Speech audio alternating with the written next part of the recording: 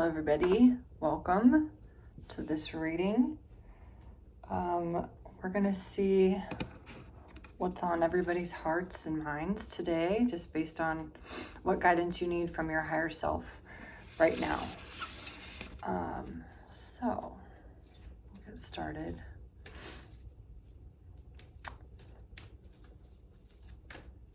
What energy is this collective in today?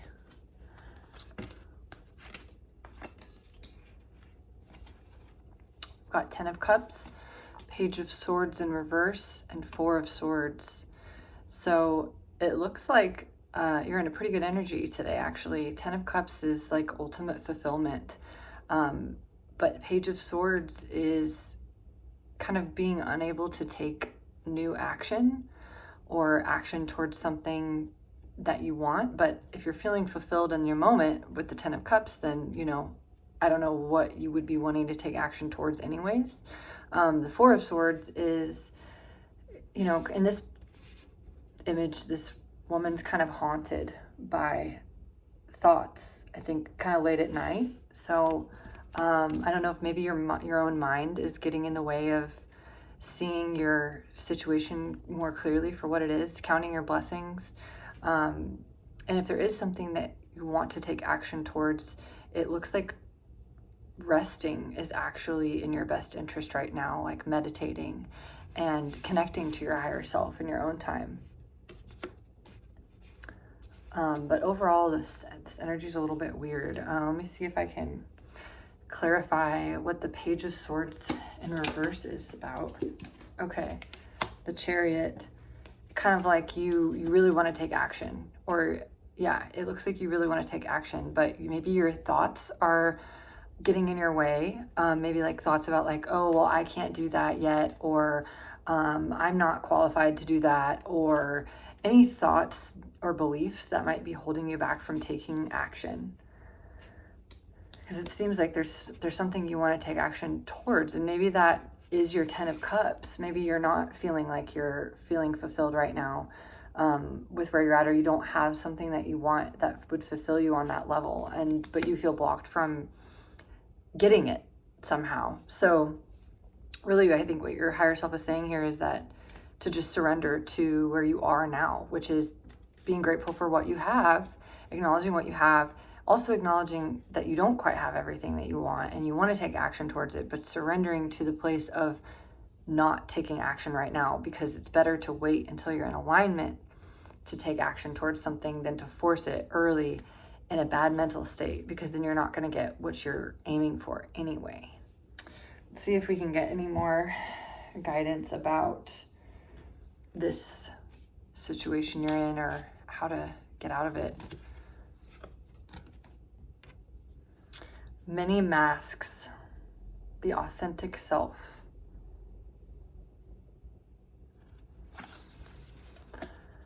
So maybe this seems like it might be about fear of vulnerability, speaking up for how you truly feel or what you truly want.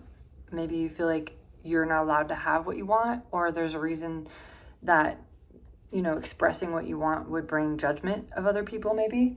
But let me see what the book says about this card, because it's multifaceted, as always.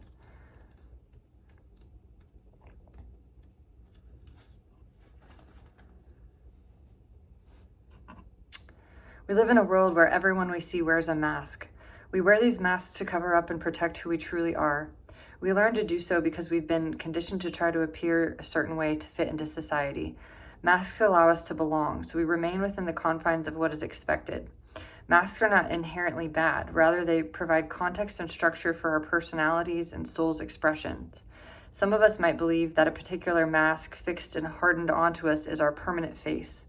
We forget that we are living beings with a multitude of faces, enabling us to experience a fuller, more vibrant world.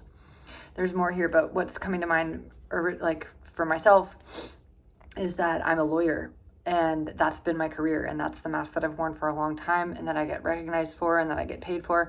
But there's this other side to me that you guys are seeing right here, right now, which is that I love to read oracle and tarot cards and make potions and do weird shit. And so this channel is a way for me to express that other mask that I wear, or that other personality I have. Multiple personality disorder. We all have it, turns out. That's what this card's saying, basically. Let's see. Your authentic essence doesn't want to be constrained by others' expectations anymore. Now is the time to strip away the mask you've accepted and discover who you really are. A new self is emerging, and your perception changes as you adopt new ways of being.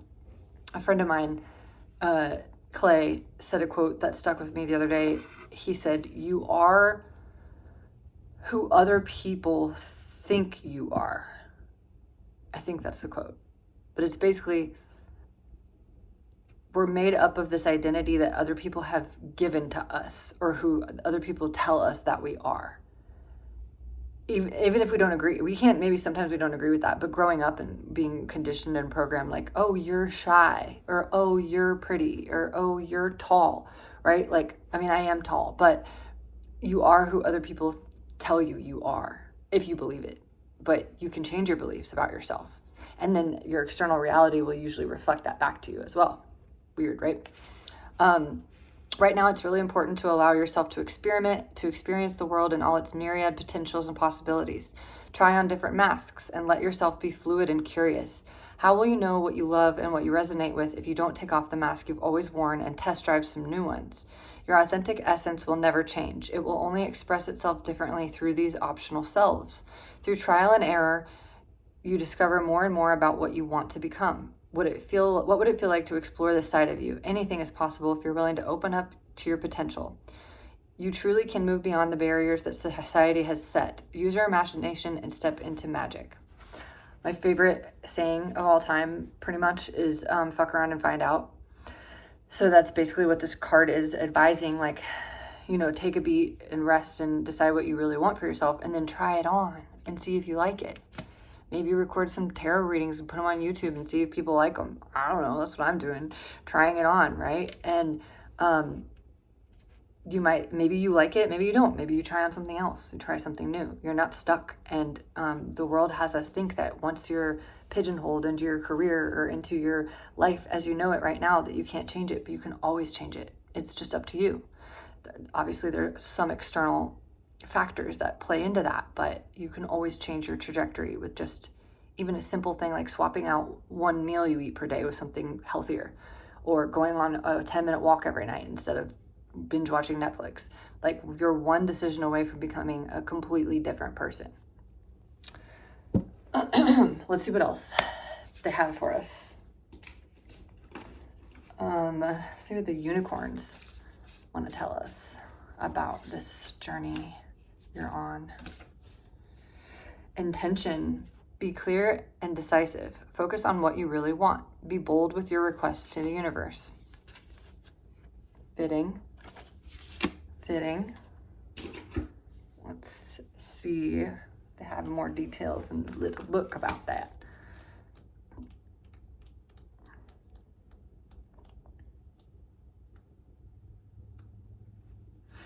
Where is using intention helpful in this situation? Let's see. When you focus on what you want with laser-sharp clarity, you have the power to part seas and move mountains. What may now seem out of reach can come to you if you believe in it with all of your heart, command it with clear intention, let the universe find the best way to bring it to you, and then take courageous action as guided. You may sense that your desires are being delayed or not arriving at all because you are sending out a muddled or timid request. Perhaps you are not sending out any desires at all. You will create a default reality based on your old patterns and beliefs unless you use intention to manifest what you want. Avoid being trapped in the same dramas, the same experiences, and the same disappointments by setting strong new intentions now. This glorious winged horse urges you to remember that you are the powerful creator of your reality, whether you're doing so consciously or unconsciously. He urges you to use a focused intention to command in your blessings and deliberately create a life that lights you up. You are an infinite being, tapped into unlimited possibilities, and you can choose and create your reality now. So choose a life that astounds you with its magnificence. Stand in your power as a co-creator with the divine and stay strong and clear in your intention to live your highest life. What came to mind to me during that is the fact that while having like our ultimate fulfillment is dependent on ourselves and on our own intentions, We can't control other people. We can only control ourselves. So while your intention might be to have like a fabulous relationship with this one specific person, and you can intend that all day long, you still at the end of the day are only 50% of that relationship, and it can only control your side of it. Can't control other people. So that's the unfortunate reality we live in. Sometimes I wish we could, right? We've all had that. We've all been attached and like wanted a certain outcome. But I think that's why the law of attraction and manifestation techniques focus on feelings rather than like specific desired outcomes. How do you want to feel in your body, and how is that different than how you feel right now, and focusing on that and manifesting that, because the circumstances can change. But if you're manifesting that feeling, just imagining that feeling and what external situations would cause that feeling can allow you to feel that now. So however, the fine line between fantasy land, right, like pretending everything is this way when it's actually this way. So there's a balance there between living in your current reality in presence and being happy with what you have, gratitude, versus also focusing on what you want and how you want to feel in the future and what might make you feel that way. Okay, our last card, I'm going to see if there is an animal that wants to talk to us. Okay, this one's right here. Strength. It's the tiger. I like it. I like it. This book is particular, so I'm going to see what that is about. Strength, though. So, strength about what?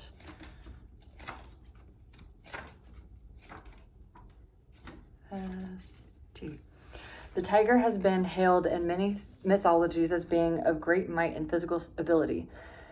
They have also been connected with war, athleticism, and protection. In Imperial China, the symbol of the tiger was often associated with high-ranking generals whose only superiors were the dragon and phoenix, emperor and empress. This card is a symbol of physical strength, protective strength, and bodily prowess.